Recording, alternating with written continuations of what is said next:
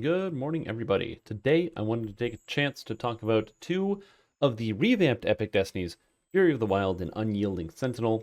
I want to talk about them here because they both share some similar qualities, which might sound strange, and they're somewhat very different, somewhat very similar to their previous counterparts. So let's take a brief look. Now, Fury of the Wild was a tree that was all about using your adrenaline attack to deal a bunch of damage, as well as having some rage adjacent abilities. And it still has that, but now it has a bigger focus on weapon styles, as well, definitely a big focus on strength and constitution, as well as defensive stats on top of that. Which is weird, because I said defensive stats, which might sound strange for the Fury of the Wild. But remember, Fury of the Wild is a tree that used to get fast healing. Fury of the Wild is a tree that used to support barbarian damage reduction. And those are just good defensive stats. And it gave a bunch of Constitution and Primal Scream for Constitution. So there's a lot of good defensive stuff in there, and they kind of amplified that here. Additionally, Unyielding Sentinel is an enhancement tree, or an Epic Destiny, sorry, that focused on defense. Lots of hit points, lots of protection. However, they've decided to add some things to the tree that make it more offensive, allowing you to play a tank that is more aggressive, dealing more damage per attack, which effectively makes it so your damage is a little bit higher when you're actually playing on this character, and gives you a couple different options for general playstyle, kind of like a blending of some of these two styles. So to start out with Fury of the Wild, you have the cores of the tree: Die Hard, Die Harder, and Die Harder Rest. These extend your unconsciousness range, give you hit points and melee power, everything you would need. A reminder, these two trees are the two melee exclusive trees. There's no ranged power in these trees whatsoever. Right away, you get the Mantle of the Fury, and this mantle, when you have it active, it's like a toggle you keep on yourself. It gives you a heal over time every 15 seconds, and that heal scales either off of your spell power for positive or your melee power, and it also deals damage against helpless targets. Now, this is extremely powerful when you're playing inside of normal, hard, and elite. It starts to fall off when you're in Reaper mode, but the damage against helplessness is still pretty nice. Additionally, you can upgrade your mantle at tier 3, granting you extra helplessness damage, so it's that sense weakness effect with fortification bypass, which is pretty nice. However, not just that in the mantle, you're also able to pick up adrenaline right away. Now, adrenaline right here costs just a few points. I've actually put my points in here. Adrenaline, if I have 3 points into it, grants me an extra 75% damage on my melee attacks, as well as the critical threat range increased by 16. So adrenaline on the current version of the game gives you 200% increased damage and this effect. This one doesn't have any charges, is a tier 1 in the tree, which means anybody can get access to it, but it's only 75%, which may make you sad. However, don't worry about that. You're able to take this ability here, Furious, for an extra 75% for 3 points, and this ability here, Overwhelming Force, for another 75%, giving you a total of 225% damage or more damage than the actual existing version, with an 8-second cooldown, which is pretty good, and no charge system, which means you don't have to worry about running out at any point. Now, granted, you didn't really do that, but still, it's nice to have. But since all of this is at the tier 4, it means that you could play an Unyielding Sentinel or a Legendary Dreadnought instead, or you could play as a Divine Crusader and still have access to Adrenaline, which is pretty cool. The opposite of Adrenaline is an attack called Quick Cutter, and Quick Cutter is kind of strange. I don't exactly know how to make use of it, but it's an attack, and when you press it, it has a little bit of critical threat range, and it gives you a buff called Quick, which gives you some dodge. And if you have the Quick buff on you, so you used Quick Cutter, if you use Quick Cutter again, you get Cutter, which is a bleed which goes onto monsters, and it does 2d6 Bane damage per character level every 2 seconds for 24 seconds.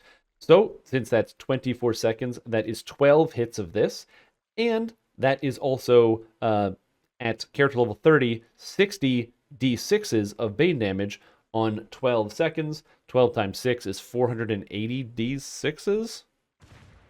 No, 48 d6s, I think. Yeah, 12 times 60 is 480 d6s. That sounds about right. No, even more than that. 60 times 12 is 600. 720 d6s over the 24 seconds. That stacks up to 3 times. Basically, it ends up being a lot of damage, but I have no idea how to kind of think about how powerful this is. It's really hard, and most monsters aren't going to stay alive. I would say definitely outside of a raid, you're never using Quick Cutter, and then inside of a raid, it's a lot of damage, but I don't know if you're going to use this, so good question. However, Adrenaline exists, so Adrenaline is definitely very good. This is one of those, I don't know, sort of scenarios. You get some extra trip DCs that scales if you have light or medium armor, which is nice. You get some physical resistance rating, which is a good early splash. You get saving throws versus traps, as well as some dodge, and then it moves you up to the next tier. Now, in the next tier, you have I'm Always Angry for raging if you did not have it, as well as rage uses. You think this isn't very good, but there's actually a reason why some characters will want to be as a shifter to get access to extra raging. For example, the Blood Feast Filigrees as an easy one, or the new extra strength while raging effects. So you can be a pure fighter, but still be able to rage and get all of that extra strength, as well as some of the extra strength from later on while raging. So it's definitely a good option here. Fear My Vengeance does extra damage against feared and shaken targets, which you can do yourself. You can fear and shaken targets, I think up here, out of Force Selector. Primal Scream. Yeah, Primal Scream does that. And then you also have Fast and Furious, which is an attack. It's a charge, and if you are raging, it lets you use it again immediately, so it resets the cooldown. I played around with this a little bit. It's okay. The problem is you sometimes miss your targets, or like how you dire charge through somebody. But when it works, it feels great. When it doesn't work, it doesn't feel great. So I kind of go back and forth. You have Cold Iron Bypass right here, which is very convenient. It's only 7 points to get Cold Iron Bypass, so it's a very good swap if you don't happen to have an item for it. And then finally, Primal Scream. Now, Primal Scream has been changed and now does a d20 sonic damage per level, and nearby enemies are shaken. So by just using Primal Scream, they're shaken, so you get this extra damage and hit chance against shaken enemies. Additionally, it also scales with either melee power or sonic spell power, so bards, when you use sonic, can use Primal Scream to high effectiveness, and you and your allies gain a +2 morale bonus to strength, dex, and con.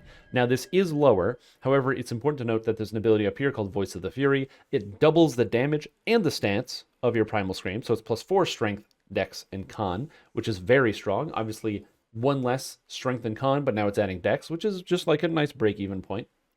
And it doubles the damage of the Primal Scream as well. Additionally, if you use Adrenaline or Quick, you can then use Primal Scream to cash in the Adrenaline, and it does more damage, and it causes monsters to have a chance to be confused. This is very cool when I played around with it. I don't think you'll use this much if you're playing as an actual, melee character. Primal Scream is good damage. Primal Scream has some other good powers on it, but mostly if you're playing as a bard, that insane high damage is crazy, especially since Primal Scream's base damage is so high. This is a big, big spell, hitting for it feels like an almost energy burst levels of damage properly put together. So very, very cool. Next, we have Wild Weapons. Wild Weapons either gives you strike through, offhand strike chance, or double strike, so it gets to fill up some of the stats that you want.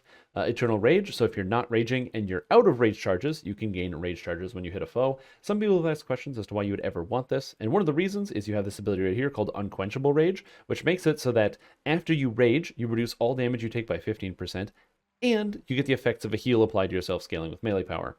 This is actually very, very strong, so if you are worried about not having enough health, this heal is massive. It is a big, big heal. It's a lot bigger than whatever it says it does here. I think it scales by like 400% melee power or something, but it is absolutely massive, and being able to heal yourself quickly and dropping rages and re-raging is a very useful thing, and you can do that a lot with this rage effect. Additionally, if you're a Ravager who is trying to instant kill people with your rages from your capstone, then of course this will also be nice. And if you're just using Blood Feast Filigrees, again, it could be pretty good. And then there's the Fury Selector. You can either get the stats while raging and more adrenaline damage, or Spear of the Beast, which gives you attack bonus while animal form, and at max ranks, it also gives you double the effect of Ram's Might and Animal Growth, which is okay, but definitely not as good as Adrenaline, so I would stick with Adrenaline. You also have this ability here called Embrace the Pain. This ability is bad at endgame because it heals you when you're under 40% health, but it's a small amount of healing. But during the leveling process, I actually leveled up with a character, and I went through several different quests on level on Epic Elite with a First Lifer. And oh my gosh, this ability is amazing. When you're playing on Elite difficulty, hard or normal, you pretty much can't die with Embrace the Pain and Mantle of Fury, which is really nice. Of course, Reaper mode turns this off because it's such a small amount of healing, but until Reaper mode, it feels pretty good. Moving up to tier 4, we have Top Dog for the Improved Trip. Improved Trip is a very good ability for a strength-based character, especially one that has lots of trip DCs, and one using Strike Through. Improved Trip has like a 30-second duration on it, and if your DC is high enough, monsters never get back up. Very good crowd control, something to think about for sure. You also have the second part of the first ability here. What was it called? Wild Weapons.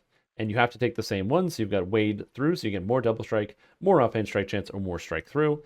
And then finally, as I said, you've got the adrenaline damage, and you get that knockdown from the overwhelming force. It's only 4 seconds this time, and it does not cause helplessness, but it's still a nice knockdown to have. And then, of course, you have Primal Force, which gives you a percentage bonus to your attack damage while in animal form or to weapon fighting as an alternative to two-handed fighting, which I still think is worse than Overwhelming Force. Now, moving up to the tier 5s, this is why I said it's pretty tanky. As I'm sure you've noticed, well, now you can Primal Scream to heal yourself. And an untyped damage reduction, that's really, or like damage reduction against everything for 15 seconds, or sorry, for 5 seconds, but 15%. As a tank, that's very good. Passive healing, physical resistance rating, some dodge chance. I'm feeling too bad. Lore of the Wilds. For every 2 wilderness lore feats you have, you gain 1% primal bonus to maximum HP. Barbarians, rangers, and druids get 1 wilderness lore feat per level, so this is 10% life for them if they're pure. And bards get half of that, so bards get 10.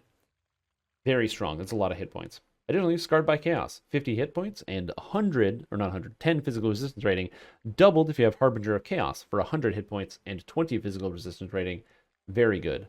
The big ability here, Unbridled Fury, says for the next 30 seconds you gain 1,000 unconsciousness range. You heal for 10% of your max hit points every 5 seconds, and your strength, dex, and con are increased by half their base values. Now this ability barely works on the test server here, but if this gets fixed, this is effectively like, if you're on elite difficulty, you're unkillable, especially with all of like barbarian healing amplification or the amount of healing amp you get. With 100% healing amp, this is 20% of your life every 5 seconds. That's really good. This is a massive, massive powerful ability, and the unconsciousness range means that even if you get knocked unconscious, this will pick you back up. The Nature's Fury for the extra crit multi, and then finally the Great Leveler, which is a large attack, which I'll just show you what it looks like really quick, because I think it's kind of cool, although I need adrenaline for this. And what it does is it does a large cone directly in front of you, and it does a big hit.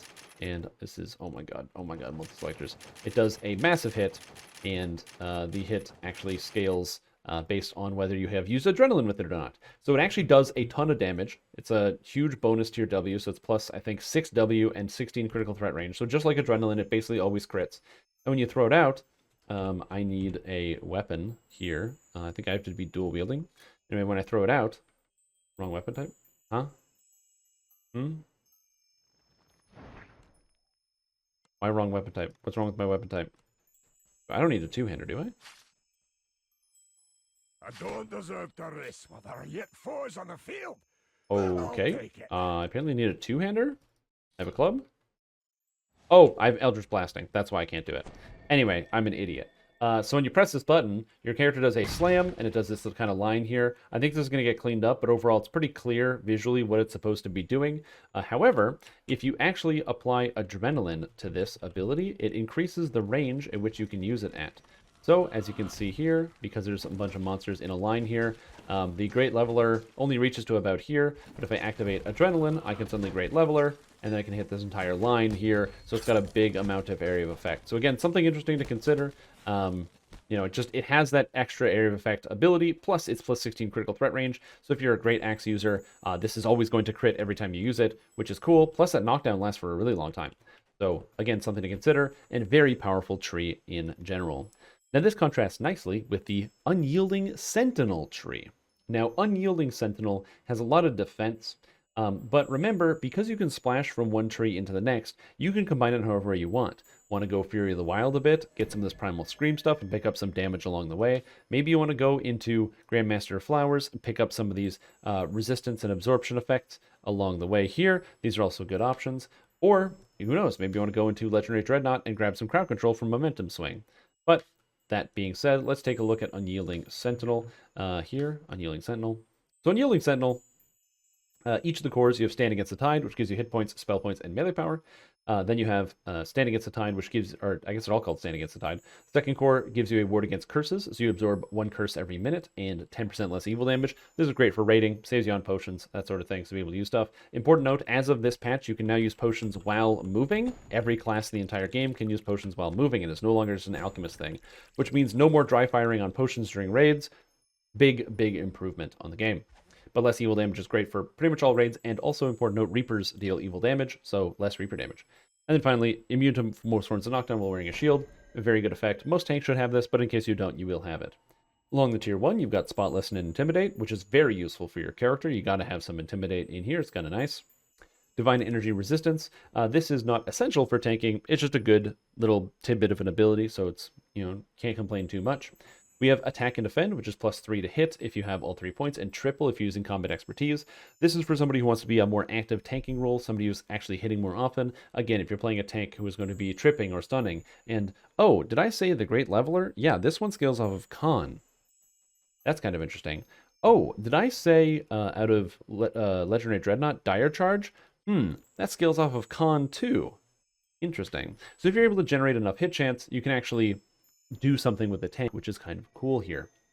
Then you have Fortification and some saves at the max point, and then you have your Epic Strike. So the Epic Strikes here share a cooldown, as we've seen before if you watched the last video. And this Epic Strike here, you have 2 of them. You either have Celestial Mandate or Guard Up. Guard Up is a guard skill. It grants you a temporary hit point shield based on your melee power, and you can use it at any point, but it only lasts for 4 seconds. This is surprisingly good. It gives you a lot of temporary hit points. You're going to have somewhere between probably 100 to 150 melee power on this character, so that many temporary hit points is probably not as good as if you were a pure tank character, which is why Celestial Mandate is kind of the default thing. Celestial Mandate is a big hit. It adds a bunch of aggro. It slows monsters. If you're striking through, it slows multiple targets, and it grants 3 PRR and MRR for 8 seconds, double if you're using a shield. So if you're using a shield, this gives you 36 PRR and MRR when attacking. It's better than Deific Warding. Very, very nice. You just have to attack a lot to make it work. Then we have the Mantle of the Mantle of the Sentinel. I almost said Crusader, whoops. Which gives you Healing Amp and Absorption. Again, Force, Fire, Electric, Acid, Cold, Sonic, Chaos, and Evil. All very good damage absorptions. More evil damage absorbed. Force damage absorbed. Very, very nice as a baseline. Then you have Renewal. It says 8-second cooldown. It's not. It's actually a 3-second cooldown. So don't worry about this one if you're worried about Renewal. This is still like this is still old Renewal, the one that you are so used to having. So, oh, it is 8 seconds. Dang, I guess it was patched. But yeah, I guess it's not old Renewal. Anyway, I'm advocating for this old Renewal. I made a post about this, so hopefully it gets back to old Renewal because it could stand to be better. We have Extra Threat, just like before. Shield Prowess for some more armor class, just like before. And one of the new abilities, Knight's Challenge. So it says, requires a shield to use, throws a spiritual version of your shield at a single target for some law damage, and scales with melee power. It also compels targets to strike the player. Now you might say, wait a minute. Throws a shield? What do you mean by throws a shield? Well, let me show you. Here's a kobold standing right there, and here is a shield throw. That's right, we now have a shield throw. So if you're playing as a defensive character, you can run around and whip out a shield throw and do some tanking to the monsters because you force them to attack you with your shield. Very cool. The damage is not the greatest, but it does have a lot of threat scaling, especially since there's this threat generation here. This is not an attack. It's like kind of spell adjacent. It doesn't scale off any spell stats. It scales off melee power, but it doesn't have to hit either. So it just, as long as the shield connects, then you're good, and it pulls a lot of aggro. So good thing to have. But it gets better. You can then upgrade this to then get access to this ability here called Throw the Boom. And Throw the Boom causes it to be Area of Effect. And by making it Area of Effect, you can throw this and it'll hit more than one creature, both taunting and stunning. So by throwing this, boom, all of a sudden I hit all these creatures. Ignore the fact that it stunned this red name. Not only does it hit them all and make an area of effect, it taunted them at range, and it caused a stun based off your highest stat, which, if you're a tank, is Constitution.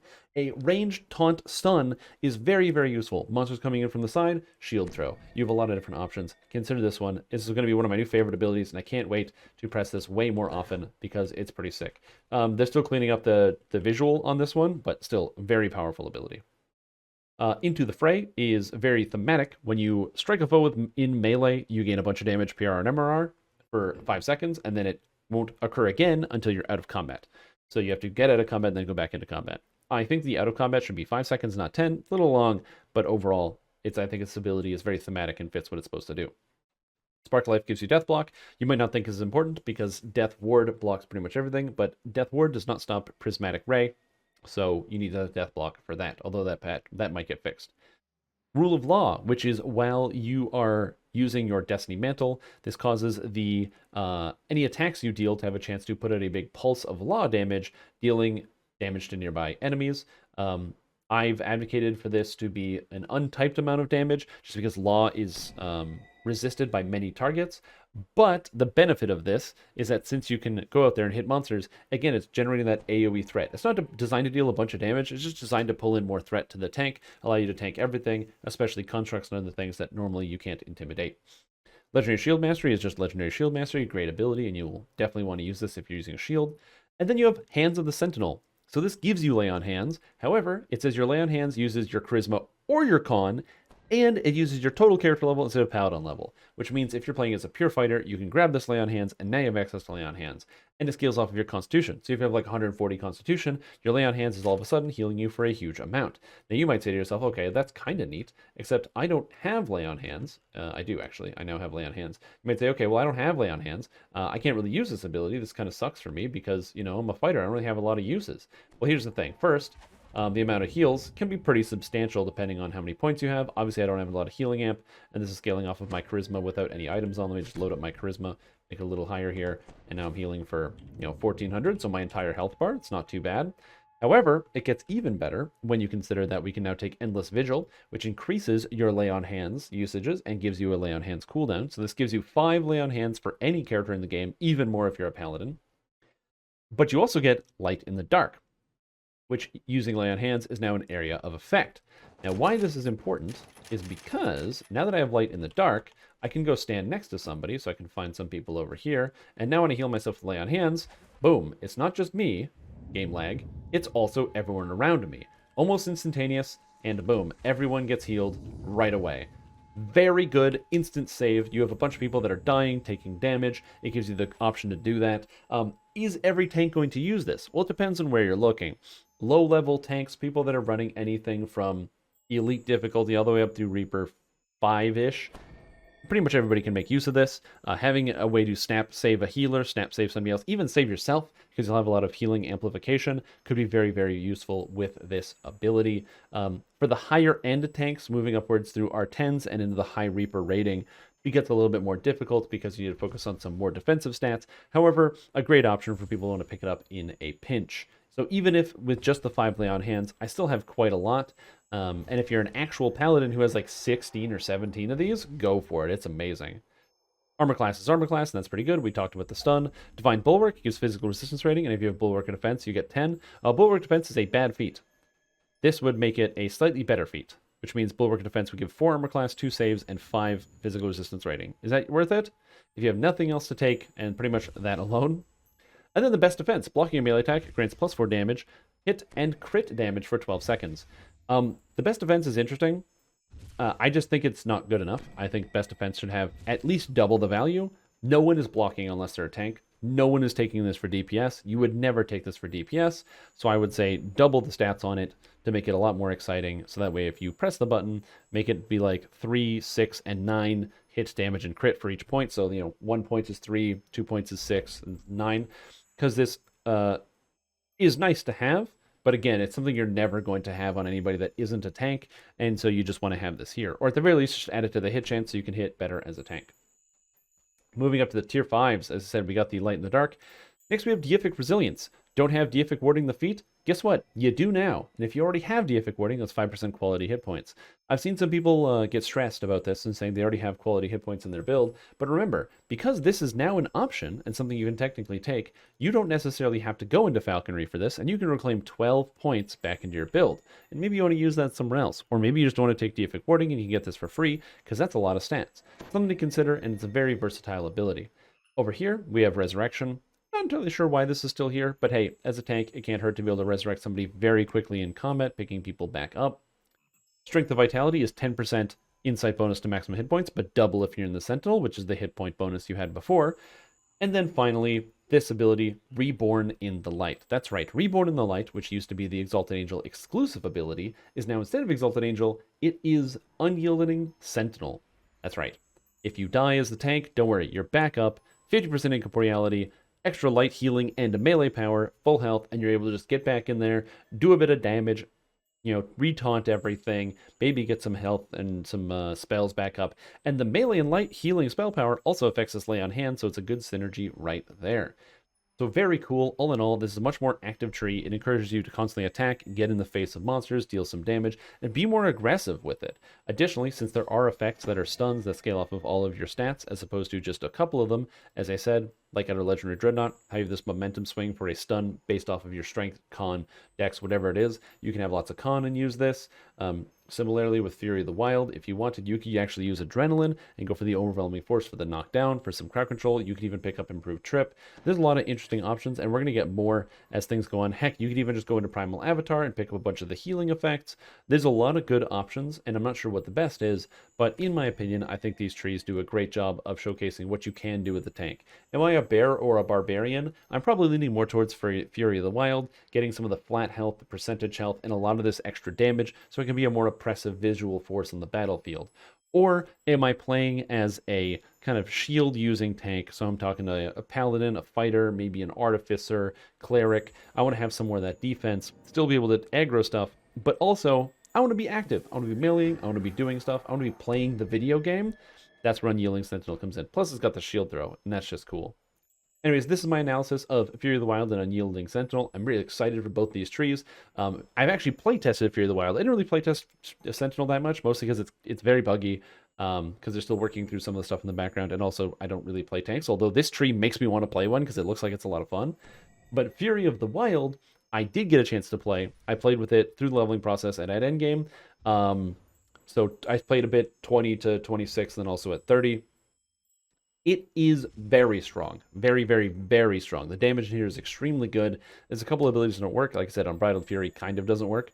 But the rest of it is super good, and I can't wait to see what some of the later cores are as we increase in level. Plus, mixing Fury of the Wild with other trees, most specifically mixing it with a combination of Legendary Dreadnought here for some of the extra stats, as well as mixing it with Shadow Dancer for some extra damage. It was very, very nice, and I had a great time. So if you have reservations or worries about those ones, don't be worried. Those trees are going to be good. Anyways, that's all I have for you today. If you like what you're seeing here, make sure you subscribe, hit that button, like it if you can, like the video, because you know, I'm putting some work into this stuff, and also it really helps out the channel. So please subscribe, please like it, and I'll see you next time for more Lamania stuff as we look at the next epic Destinies, which are the rest of the Primal Destinies, being Fury of the Wild and Karate?